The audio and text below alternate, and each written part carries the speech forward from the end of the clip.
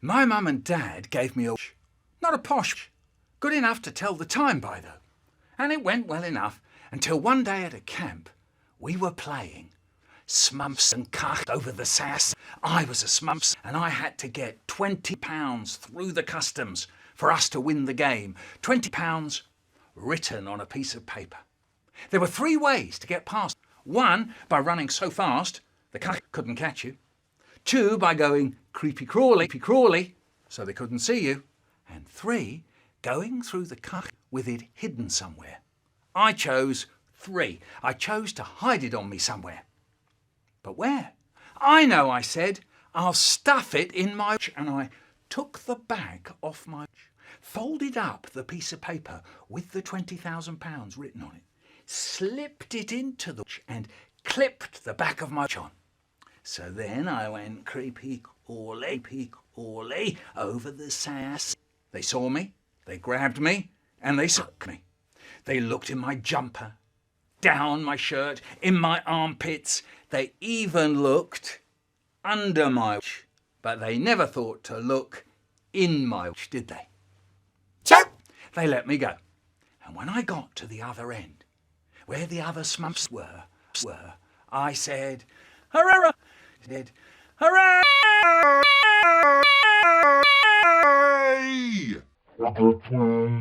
And I opened up the back of my... and there it was, £20. I took it out, handed it over. I snapped the back of my on, looked at the time and... well, it stopped. It was broken. I'd broken it. I told my brother all about it. And my brother goes, you know, he can't hear. So there we were, tea time, and I said, what's the time, Brian? And my brother goes, yeah, it's about 6 o'clock. No, it's not. It's 7 o'clock, says my dad. And he sees me going red. Is your going wrong? No, it's okay. Let's have a look. No, it's all right. Let's have a look. Let me have a look at it. It stopped. How did it get stopped? I don't know. What do you mean? My brother was laughing all over his face without making a sound. So then I told my dad all about the smumps and cutter and hiding the money in my... He was furious. You're always the same, you are. Nothing's ever good enough for you, is it? I'll tell you something. If you don't like this, find another one. You know why you're like this? I'll tell you. It was that Zeta of yours. It was his fault. He pampered you. All I ever hear is, no one ever makes it like my Zeta did.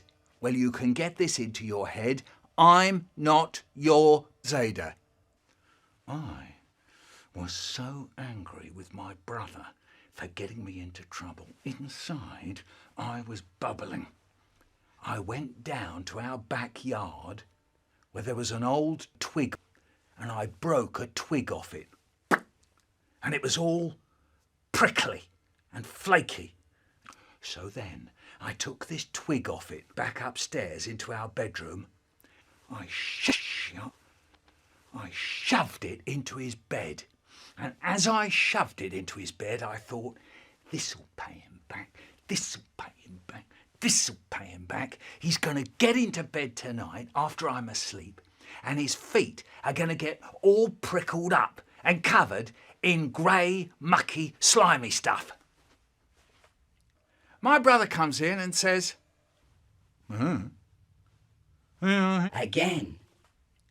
Well, later that evening, I was doing some, and I had some really hard sums to do. I couldn't do them. I was stuck.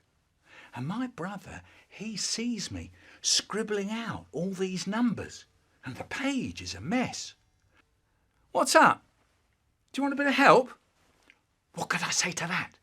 First I go, no, it's all right. But he goes, now come on, I'll lend you a hand. And he comes over and he helps me. He's sitting there right next to me,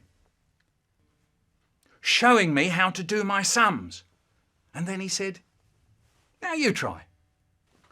So there I was, friends with him, grateful. I'm saying, thanks for helping me. But in the back of my mind, I know something. The twig off it was still in the bed. I didn't know what to say. All I could see was the twig sitting in his bed, just where his feet would get it. It had it. Even if I went and got it out, there'd still be a heap of dirty prickly bits left in his bed after he showed me how to get all the sums. I go, look, when you go to bed tonight, there'll be a twig in your bed. A twig in my bed? A twig in my bed? How did it get there then? I put it there. And my dad goes, you put a twig in his bed? Did I hear that right? You put a twig in his bed? Might I ask, why did you put a twig in his bed? I just sat there like a lemon. So I just sat there and then I said, I don't know. My dad goes, you don't know why you put a twig in his bed? You don't know why? The boy's going mad. First thing he does is smash up his...